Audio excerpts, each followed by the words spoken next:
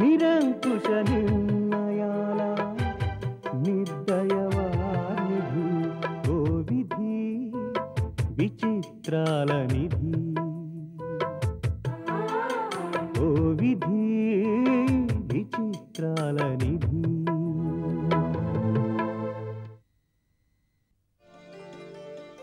అవును, వినోద్ సంజయ్ ఏరి? Wedding reception ఏదో ఉందని వెళ్లారు. డిన్నర్ అక్కడే చేసొస్తామన్నారు. అత్తయ్య, ఆ ఫార్మస్యూటికల్ కంపెనీ వాళ్ళ దగ్గర నుంచి 5 లక్షల చెక్ వచ్చేసింది. మొత్తానికి తొందరగానే రాబట్టావు. నువ్వు అడుగు పెట్టిన వేళ విశేషం ఏమిటో గాని ఫండ్స్ బ్రహ్మాండంగా వస్తున్నాయి. దాంతో ట్రస్ట్ యాక్టివిటీస్ కూడా పెరిగాయి. అంత బాగా డెవలప్ చేశావు. Keep it up. Thank you అత్తయ్య. భార్గవి, నిన్నగాక మొన్న ట్రస్ట్ బాధ్యతలు తీసుకున్నావు, అప్పుడే అమ్మ దగ్గర క్రెడిట్ కొట్టేస్తున్నావు. లక్ అంటే నీది. పోనీ అలాగే అనుకోండి. క్రెడిట్ నాకు దక్కితే మీకు దక్కినట్టేగా. అంతేనంటావా? దేని ఓకే. అమ్మా, ఎలాగూ లేట్ అయింది కదా, మామయ్య గారిని కూడా భోంచేసి వెళ్ళమని లేకపోయావా? చెప్పాను దీపక్, కానీ ఉదయం నుంచి బాగా టైర్డ్ అయిపోయాను, నిద్ర వస్తుందని వెళ్ళిపోయారు. అంతేనా? లేట్ అయింది, ఎవరైనా ఏమైనా అనుకుంటారని వెళ్ళిపోయారా?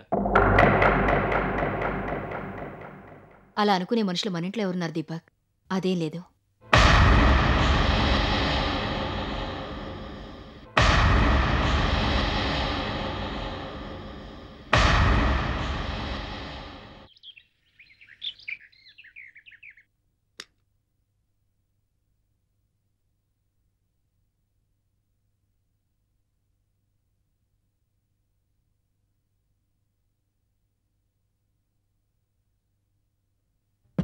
వినోద్,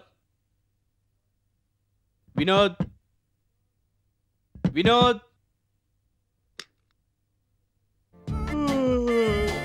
ఉదయాన్నే నీ గోలేంటన్నా? ఏంట్రా మొద్దు నిద్ర? జాగింగ్కి వెళ్దాం పదా.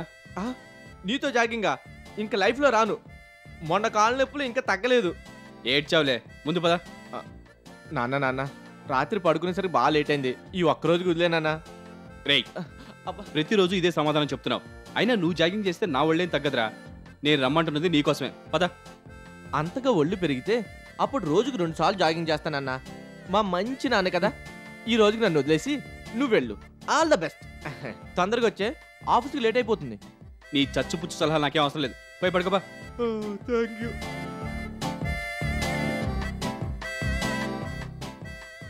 వీడికి మరీ బద్ధకం ఎక్కువైపోయింది. ఇంట్లో అందరూ ముద్దు చేసి వీడిని చెడగొట్టేస్తున్నారు. లాభం లేదు. వీడిని లైన్లోకి తేవాలంటే దీనికి ఏదో రెమెడీ ఆలోచించాలి. ఎవరి మీదండి ఉదయాన్నే చిరాకు పడుతున్నారు? ఇంకెవరు, నీ సుపుత్రుడు వినోద్ మీద. ఏం చేశాడండి? ఈ మధ్య జాగింగ్కి రావడం మానేశాడు. రమ్మంటే ఏదో కాశీ మజిలీ కథలు చెప్తాడు. జాగింగ్కి వస్తే వాడిని నేనేదో కష్టపెట్టేస్తున్నట్టు అమ్మ సపోర్ట్. ఇంకా వాడెందుకు వస్తాడు? ఫోన్లేండి, వాడికి బదులు నేను వస్తాను, సరేనా? నువ్వు వస్తావా? ఏ, మీతో రాకూడదా? అబ్బే అదే లేదు, నిద్రపాటు చేసుకొని నువ్వెందుకు అని. ఎందుకో తొందరగా మెలకు వచ్చేసింది. మళ్ళీ పడుకున్నా నిద్ర పట్టదు. ఏం చేయాలి? అందుకే మీతో వస్తానంటున్నాను. నీకు ఇబ్బంది లేకపోతే నో ప్రాబ్లం, నాకు కంపెనీ ఉంటుంది. వెళ్దాం పద.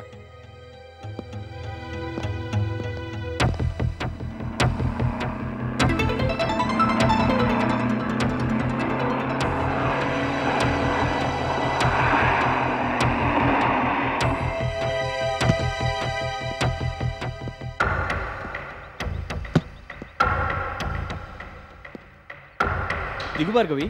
నేనెందుకు? కార్లో ఒక్కదానివే ఏం కూర్చుంటావు? సరదాగా నువ్వు జాగింగ్ చెయ్యి. అమ్మో, ఈ వాకింగ్లు జాగింగ్లు నా వల్ల కాదు బాబు. మరి ఎందుకు వచ్చావు? హాయిగా కాసేపు పడుకోలేకపోయావా? మీతో ఇలా కలిసి బయటికి రావడమే నాకు ఆనందం. మీరు జాగింగ్ చేస్తుంటే నేను చూస్తూ ఎంజాయ్ చేస్తాను. మీకు టెస్ట్ పెడుతున్నాను. టెస్టా? అవును, మీరు పర్ఫెక్ట్గా జాగింగ్ చేస్తున్నారో లేదో నాకు తెలియాలి కదా. అందుకే దూరంగా కనిపిస్తున్న రావి చెట్టు దాకా మీరు పరిగెత్తుకుంటూ వెళ్ళి రావాలి. అంతేనా? చిటారి కొమ్మునున్న మిఠాయి పొట్లం కూడా తెచ్చివ్వాలా? తెస్తే మరీ మంచిది. మీరు రెడీయేనా? Ready. Okay, ready, start. 1 2 3.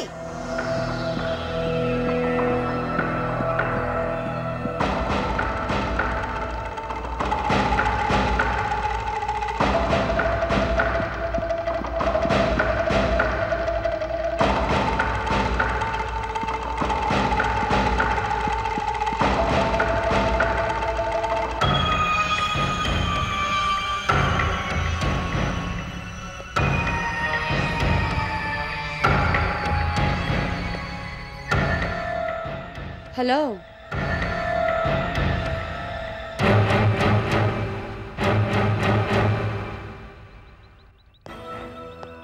Bhargavi, మా అల్లుడు గారేరే? అదిగో పరిగెత్తిస్తున్నానుగా. గుడ్. నీ ట్రాక్లోకి వచ్చినట్టేనా? ఇంకా లేదు, ఇప్పుడేగా ట్రైనింగ్ మొదలుపెట్టాను. తొందరలోనే రావాలి. Very good. నీ మీద ఉన్న ప్రేమే దీపక్కి బలహీనత. దాన్ని అడ్డం పెట్టుకునే భార్గవిని ఆ ఇంట్లోంచి తరిమి కొట్టాలి.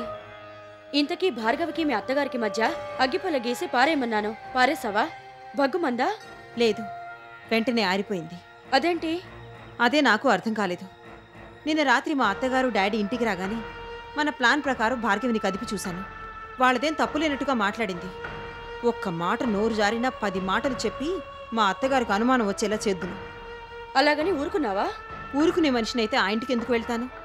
మా అత్తగారి దగ్గరికి వెళ్ళి మీ ఇద్దరి గురించి భార్గవి తప్పుగా మాట్లాడుతోంది, నిజమేనా అని ఏమీ తెలియనట్టు అమాయకంగా అడిగాను.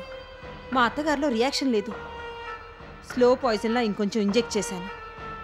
మీ ఇద్దరు కలిసి తిరగడం భార్గవికి ఇష్టం లేదని, అయినా ఈ వయసులో ఈ తిరుగుళ్ళేమిటి సిగ్గు లేకుండా రోజు రోజుకి మరీ బరి తెగించి ప్రవర్తిస్తున్నారన్నదని, వీడిద్దరి భాగోతం చూసి నలుగురు అడుగుతుంటే సమాధానం చెప్పలేక చస్తున్నానన్నదని, ఉన్నవి లేనివి కల్పించి మరీ చెప్పాను. మా అత్తగారిలో ఏమాత్రం చలనం లేదు. అస్సలు నమ్మలేదు. కనీసం భోజనాల దగ్గరైనా టాపిక్ లేవదీస్తుందేమో అని వెయిట్ చేశాను. అసలు ఈ విషయం తెలియనట్టే భార్గవితో బాగా మాట్లాడింది, మామూలుగా ప్రవర్తించింది. అంటే భార్గవిని అంతగా నమ్ముతోందన్నమాట? మామూలుగా కాదు. ఒకవేళ భార్గవి నిజంగా వాళ్ళిద్దరికి సంబంధం ఉందని అన్నా మా అత్తగారు నమ్మేలా లేదు. నిజమా? అవును. అసలు ఆ ఇంట్లో అందరికన్నా భార్గవినే ఎక్కువగా నమ్ముతోందనిపిస్తుంది. ఏం మంత్రం వేసిందో కానీ మా అత్తగారికే కాదు, ఆ ఇంట్లో అందరికీ భార్గవి మీద అంత మంచి అభిప్రాయం ఉంది. అలాగా? దాని గురించి నువ్వేం వర్రీ అవ్వకు. చాలా రోజుల తర్వాత వచ్చావు కాబట్టి నువ్వంత కంగారు పడుతున్నావు. ఎంతగానో ప్రేమించి పెళ్లి చేసుకున్న వినోద్, సంధ్యని, నిన్ను, దీపక్ని, చివరికి దీపక్ని వాళ్ళమ్మని కూడా విడగొట్టాను. అలాంటిది ఆఫ్టర్ ఆల్ భార్గవిని, దీపక్ని విడగొట్టి భార్గవిని నా ఇంట్లోంచి తప్పించడం పెద్ద పనేం కాదు. కాకపోతే ఈ ప్లాన్ ఫెయిల్ అయింది కాబట్టి వేరే రూట్లో నరుక్కు రావాలి. ఇంతకీ నన్నేం చేయమంటావు? మరో మాస్టర్ ప్లాన్ చెప్తాను.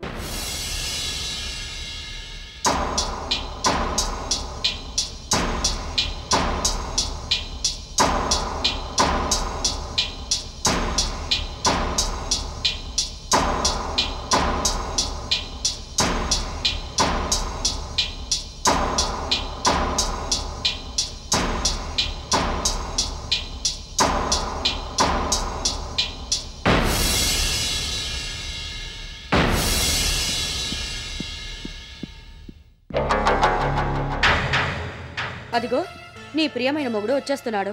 మరి నేను వెళ్తాను. నేను చెప్పినట్టు చేయి. బాయ్.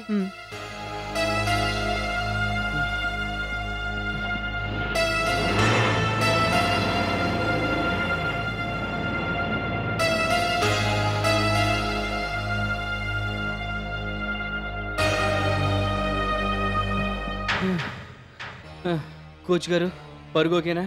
అబ్బో, ఇంకొంచెం ట్రైనింగ్ ఇస్తే ఒలింపిక్స్కి వెళ్ళొచ్చు. ఆ లెవెల్లో పరిగెత్తారు. మరీ ములగ చెట్టు ఎక్కించుకో, కింద పడిపోతాను. పడిపోతే పట్టుకోవడానికి ఒక్కరు కాదు 2 భార్యలున్నారు. మీకెందుకండి భయం? Thank you.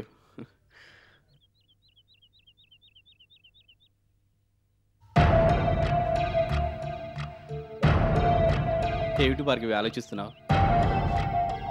ఏం లేదండి. నువ్వు అబద్ధం చెప్తున్నావు, ఏదో ఆలోచిస్తున్నావు. చెప్పు. నేను ఆలోచించేది అత్తయ్య గారి గురించండి. అమ్మ గురించా? ఏమైంది భార్గవి? నేను చెప్పానని మళ్ళీ మీరు బాధపడకూడదు. అదేంటి భార్గవి అలా అంటావు? నువ్వేం పరాయిదానివి కాదుగా. ఇంతకీ విషయం ఏంటో చెప్పు. అదే, అత్తయ్య మా డాడీ కలిసి తిరుగుతున్నారు కదండి.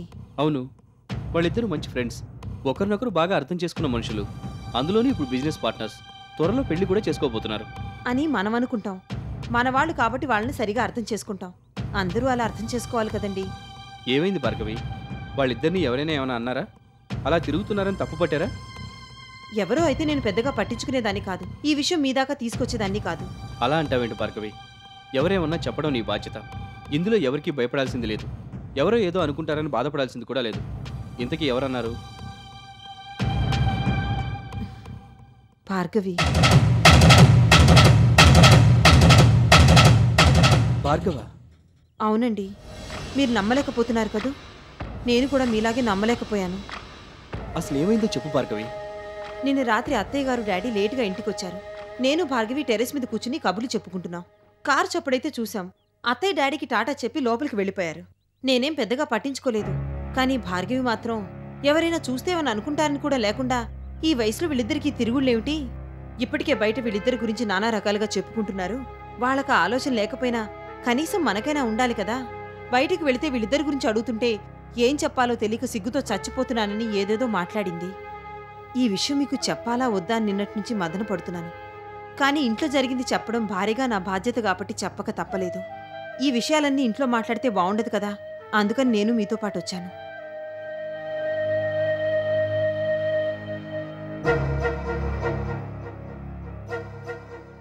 సారీ అండి, ఈ విషయం చెప్పి మిమ్మల్ని బాధ పెట్టినట్టున్నాను. అదేం లేదు భార్గవి. పోన్లేండి, తనేదో మూడ్లో ఉండి అనుంటుంది. ఈ విషయాన్ని మీరు సీరియస్గా తీసుకోకండి.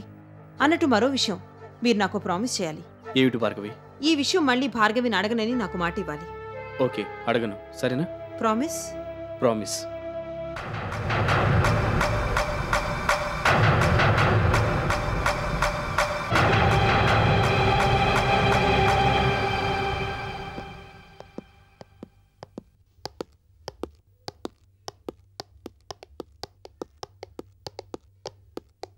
రోజు తొందరగా వచ్చేసేవారుగా, ఇవాళ ఏమిటి ఇంత ఆలస్యం చేశారు?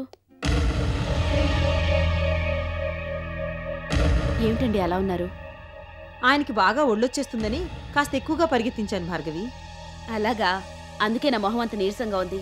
ఏమండి, మీకు ఇష్టం అని పెసరట్లు చేస్తున్నాను. త్వరగా వెళ్ళి స్నానం చేసిరండి, వేడివేడిగా తిందురు గాని. మిమ్మల్ని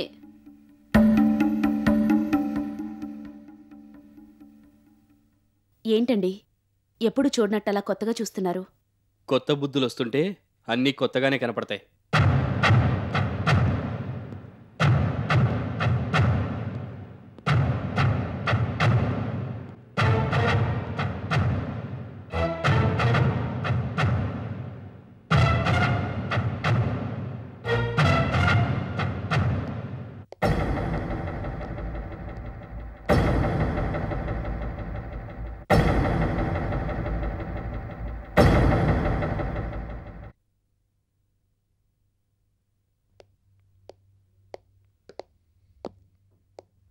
నువ్వా?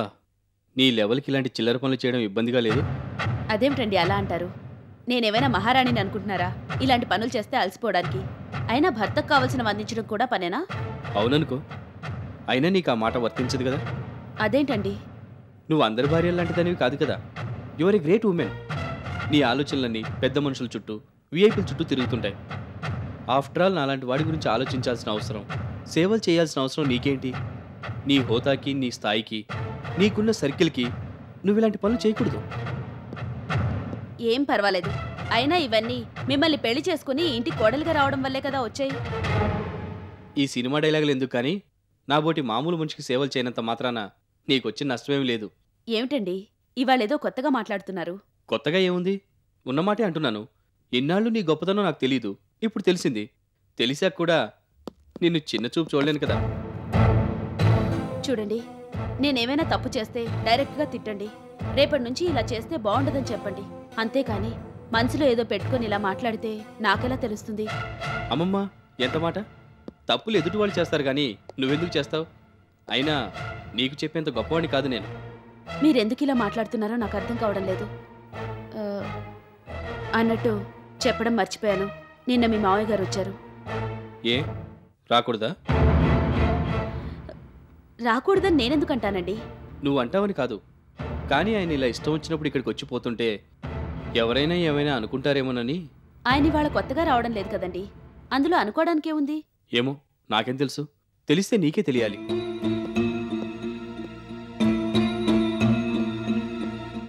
భార్గవి, ఏంటండి? మధ్యాహ్నం నేను లంచ్కి రావట్లేదు, క్యారియర్ పంపించు. అలాగేనండి, ఉంటాను. బాయ్. బాయ్.